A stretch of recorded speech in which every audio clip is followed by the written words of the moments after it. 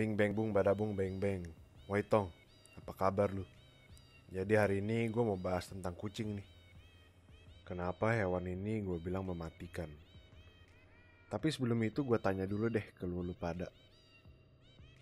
Kalau gue tanya nih, menurut lu pada tuh hewan paling mematikan tuh apa sih? Mungkin lu jawab harimau, beruang, kobra, ya yang gede-gede gitulah. Padahal kucing ini juga sebenarnya mematikan loh. Maksud gue mematikan bukan berarti kucing ini bisa bunuh lu gitu ya. Mematikan dalam arti bagi hewan-hewan lain. Tapi sebelumnya gue jelasin dulu nih, asal-usul kucing tuh gimana sih? Pernah gak sih kalian penasaran gitu? Kucing itu datangnya dari mana? Kok bisa tiba-tiba nongol depan rumah lu? Dari mana asal mereka? Amerika? Inggris? Bukan. Kucing itu datangnya dari Afrika. Dan kalau kalian kesana tuh kalian masih bisa ketemu dengan nenek moyang mereka ini.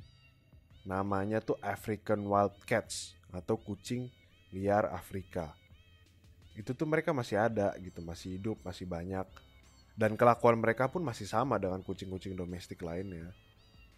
Kayak si Oyen, kayak putih tuh sama, masih sama. Cuma gak ada aja mereka yang warnanya putih atau Oyen gitu. Mereka warnanya tuh kayak kucing abu yang loreng-loreng gitu loh. Nah, karena mereka lucu-lucu imut-imut gemesin gitu, para penjelajah-penjelajah zaman dulu yang ke Afrika akhirnya bawa kucing-kucing ini pulang ke tanah air mereka. Dan di tanah air mereka ini, kucing-kucing ini tuh di breeding, beranak pinak, dan dibawa lagi sama mereka kemana-mana. Sampai akhirnya menyebar ke seluruh dunia kayak sekarang ini. Nah, terus mematikannya apa, Tris? Nah, tunggu gue jelasin dulu. Nah, gue nih udah ada 2 artikel nih. Ini artikel yang gue lampirin ini artikel beneran ya, bukan artikel abal-abal.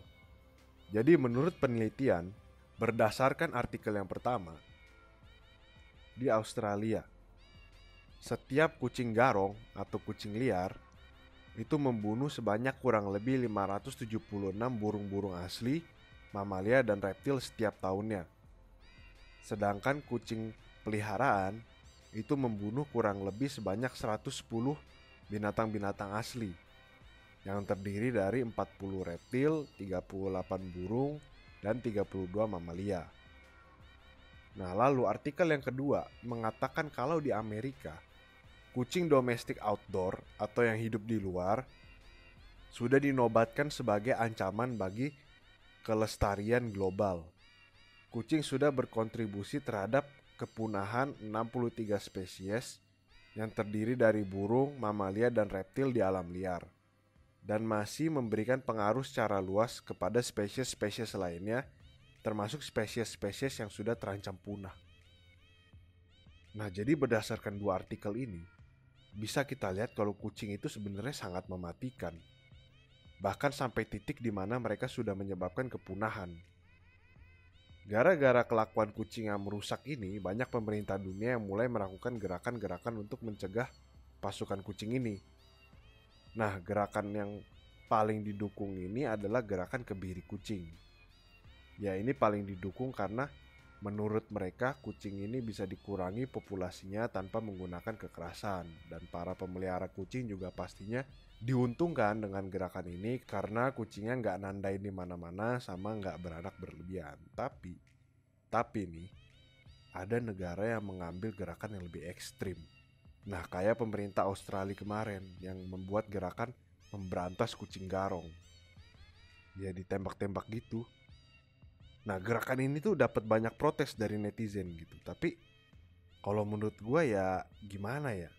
Dibilang salah ya enggak, dibilang bener juga gue ragu gitu. Soalnya ini kan sebenarnya kejam banget kan buat pasukan kucing ini, ditembakin mati, diburu, dijebak, segala macam. Tapi nih, kalau kalian pikirin nih, kalau kucing-kucing ini nggak diberantas dengan segera, coba kalian pikirin, berapa banyak binatang lagi yang harus jadi korban dia? Berapa banyak lagi binatang asli di ekosistem tersebut yang harus mati atau bahkan punah gara-gara pasukan kucing? Bukan berarti gue gak suka kucing loh ya. Meskipun gue Tristan Kura, gue sebenarnya suka semua hewan. Kucing juga termasuk. Tapi sebagai orang yang suka semua hewan dan suka alam, gue tuh ngerasa gerakan ini tuh ya memang gerakan terbaik yang bisa diambil gitu.